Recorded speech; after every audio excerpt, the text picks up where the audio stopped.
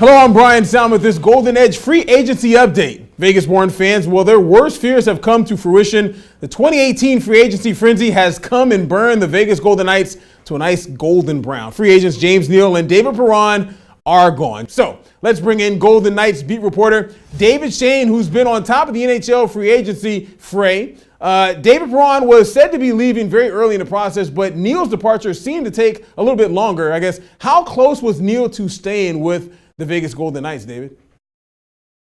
Seems pretty close. Obviously it dragged on all day into the night. And I believe him. And the other thing I think is if you hear his comments today with the Calgary media, you can kind of hear it in his voice. You know, he was almost struggling to find the right cliches and things because he didn't want to go. He could tell that, yes, he wants to be in Calgary, and yes, that's fine. But ultimately he wanted to be in Vegas. And, the fact that Calgary gave him 5 years and nobody else is really willing to do that, the fact that Vegas clearly wasn't willing to do that, that ultimately was the difference. Yeah, hard for a guy that's that age to pass up that kind of money and that kind of security, even though his heart was here in Las Vegas, right?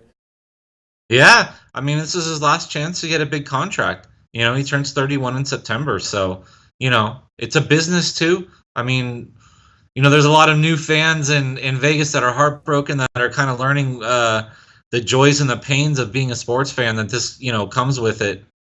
When you put your emotions on the line with a team and with players and things, but it's a business and they have to do what's best for them. And, I don't know this. I'm not saying this for sure, but hypothetically, if the Golden Knights were saying, look, we can't give you more than 3 years, and the Flames clearly were giving him 5 years, you got to do what's best for yourself. And your thoughts on David Perron? I mean, the fact that early his agent said that, he's going to have to look at some other teams. Do you believe that David Perron was a guy that the Golden Knights really didn't believe that they could sign and maybe didn't try as hard as they did with James Neal? No, I think they tried just as hard. I think they put an offer on the table and they don't budge off it. George McPhee, you've seen him in a press conference. You kind of know what type of guy he is, and he's talked about taking the emotion out of it and things like that. They have a number, they punch it into the computer, and it spits it out, and that's what they stick to. They don't let the heartstrings kind of get involved, and if they did, maybe they would have offered James Neal 4 years or even the 5 years that he was asking, and maybe he would be a Golden Knight. But they valued him at a certain number. They valued David Perron at a certain number. And obviously the St. Louis Blues, were willing to go 4 years with him. And same situation. He's, not somebody that's an all-star like James Neal. He's coming off a career year where he had 66 points. You got to cash in when you can. And he got 4 years of security, toward the twilight of his career. So, again, it's business decisions. They're tough decisions.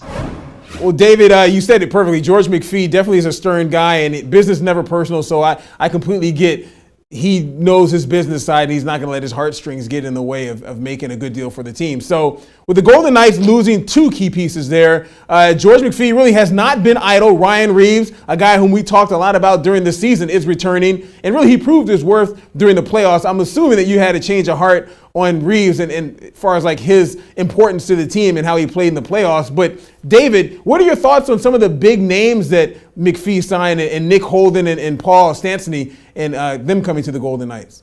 Wait, I'm going to go back to this change of heart thing real quick. I was never really like that off board on Ryan Reeves. It's not so much Ryan Reeves, it's just the role. Okay. But I think it was interesting. George McPhee made a couple comments. I love the he keeps the flies off the honey. Me too. That's great. I'm sure we're going to see that on like t-shirts and posters and everything next year. No, you're absolutely right. But I think there's some truth to the fact that he said, they didn't have stars at the start of the year. You didn't need somebody like Ryan Reeves. And then all of a sudden you start to see, and the season progresses, and you've got William Karlsson, and you've got maybe some guys taking shots at Jonathan Marchessault, and things like that, and then maybe somebody like Ryan Reeves becomes a little more necessary. But certainly he proved that he can keep up. I guess I know that's kind of a pejorative term. I don't mean it in that regard, but he's obviously not the swift of foot.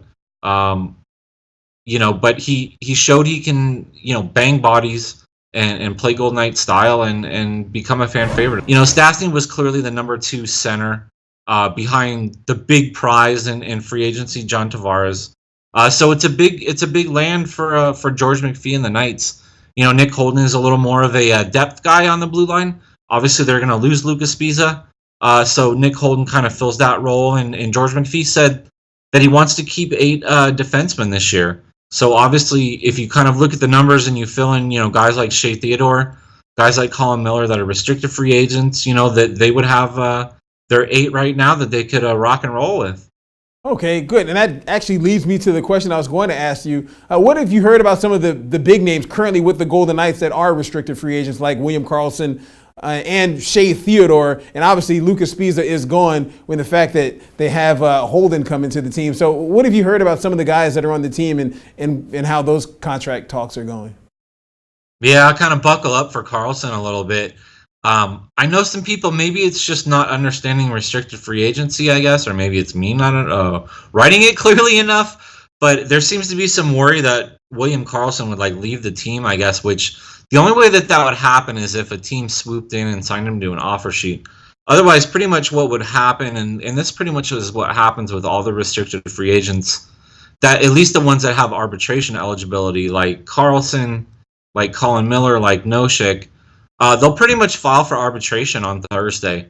It's pretty much standard operating procedure. And then at that point, they kind of negotiate with the team in between whenever, you know, that deadline is on Thursday, July 5th, and then whenever their arbitration date gets set.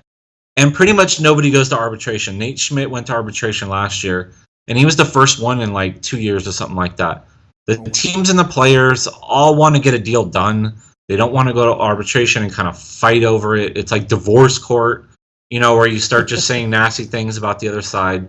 And nobody really wants to go through that process. So, you know, if worse comes to worse, William Karlsson goes through arbitration and he gets either 1 or 2 years, depending on what the team wants, and he's back.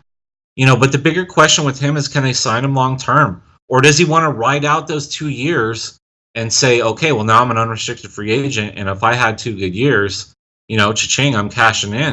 No, I really appreciate you kind of clearing that up for myself and just anyone in general who's wondering how restricted free agency works in the NHL as opposed to in the NBA, where it's a bit different. So that's very good insight. And folks, we'd like to thank David Schoen, of course, the Golden Knights beat reporter, for joining us on this 2018 NHL free agency frenzy. Appreciate it, David. You got it. Thanks again to Golden Knights beat reporter David Schoen. I'm Bryan Salmond with your Golden Edge 2018 NHL free agency frenzy. We'll see you next time.